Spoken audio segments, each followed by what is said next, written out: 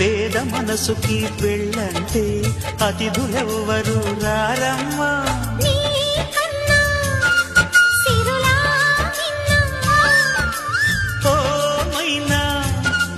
మన మనువును మెచ్చిన మనసులు పెట్టిన సుముహూర్తం ఇది.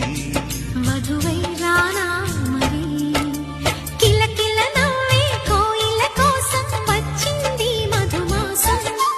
మిలమిల మెరిసే చంద్రుడి కోసం తెర తీసెను సాయంత్రం.